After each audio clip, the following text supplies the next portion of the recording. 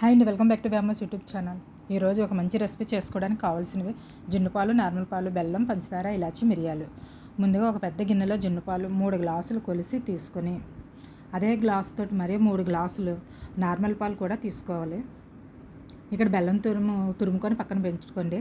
ఇక్కడ అంతా బెల్లమైనా వేసుకోవచ్చు లేదా పంచదార అయినా వేసుకోవచ్చు. 3 గ్లాసులు వేసిన తర్వాత నేను కొంచెం బెల్లం కొంచెం పంచదార తీసుకున్నాను. ఇది బెల్లం ఎక్కువగా వేసుకుంటే కొంచెం అడుగుని వాటర్లా వస్తుంది, అందువల్ల 2 కలిపి తీసుకుంటాను నేను.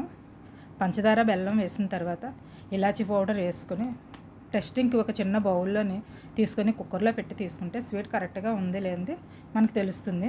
విజిల్ లేకుండా కుక్కర్లో పెట్టి తీస్తే 15 మినిట్స్లో రెడీ అవుతుంది.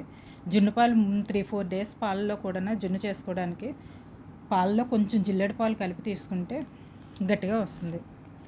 చల్లారిన తర్వాత ఒక ప్లేట్లో తీసుకొని సర్వ్ చేసుకోవడమే. వీడియోకి నచ్చితే like, share, comment and subscribe చేయండి.